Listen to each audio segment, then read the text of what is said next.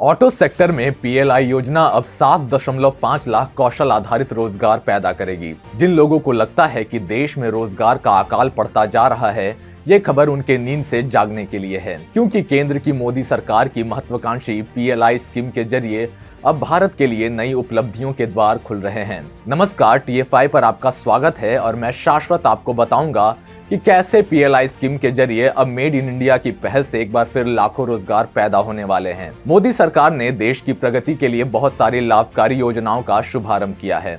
इसी कड़ी में भारत सरकार ने पीएलआई योजना की शुरुआत की है। आपको बता दें कि केंद्र की पीएलआई योजना का उद्देश्य भारत में इलेक्ट्रिक और हाइड्रोजन ईंधन से चलने वाले वाहनों के उत्पादन को बढ़ावा देना है। इस योजना के तहत उन्नत ऑटोमोटिव उत्पादों की बिक्री का निर्धारण करने के लिए प्रोत्साहन लागू होते हैं, जिसमें अप्रैल 2022 से भारत में निर्मित वाहनों और घटकों को 5 साल की अवधि के लिए शामिल किया गया है। ऑटोमोबाइल और ऑटो कंपोनेंट सेक्टर के लिए प्रोडक्शन लिंक्ड इंसेंटिव स्कीम यानी पीएलआई से अगले 5 वर्षों में 7.5 लाख अतिरिक्त नौकरियां और 2,31,500 करोड़ रुपए का उत्पादन बढ़ेगा।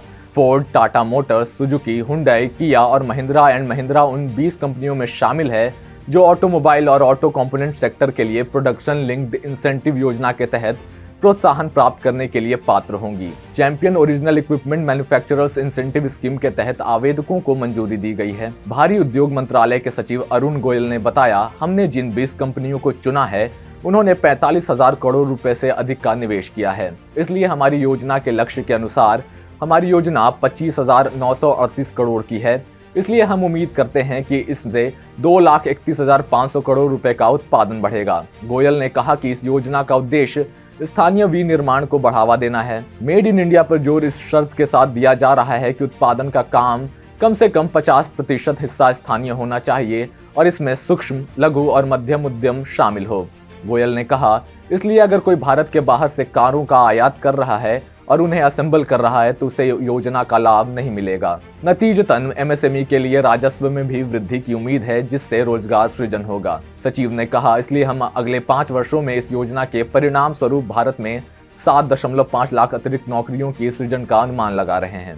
आपको बता दें कि चुने गए 20 आवेदकों में Ashok Leyland, Eicher Motors, PCA automobiles India, pinnacle mobility solution और सुजुकी मोटर गुजरात जैसे भारी वाणिज्यिक वाहन निर्माता भी शामिल है।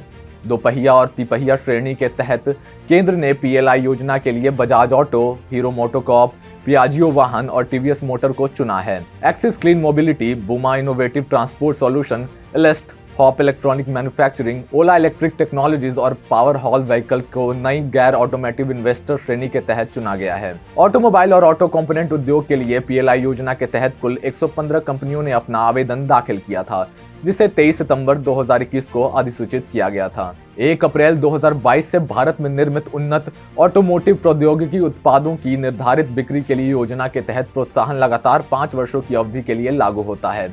सरकार ने 25,938 करोड़ रुपए के बजटीय परिव्यय के साथ उन्नत ऑटोमोटिव उत्पादों के लिए भारत की विनिर्माण क्षमताओं को बढ़ाने की योजना को मंजूरी दी है। 18% तक प्रोत्साहन ऑटो सेक्टर के लिए पीएलआई योजना के उन्नत ऑटोमोटिव प्रौद्योगिकी उत्पादों की स्वदेशी आपूर्ति श्रृंखला में नए निवेश करने के लिए उद्योग को प्रोत्साहित करने के लिए है, ताकि भारत को पर्यावरण की दृष्टि से स्वच्छ, टिकाऊ, उन्नत और अधिक कुशल इलेक्ट्रॉनिक वाहनों के लिए सक्षम बनाया जा सके। बहरहाल, इससे बढ़ते भारत के लिए बहुत सी नई उपलब्धियों के लिए द्वार खुलने वाले हैं।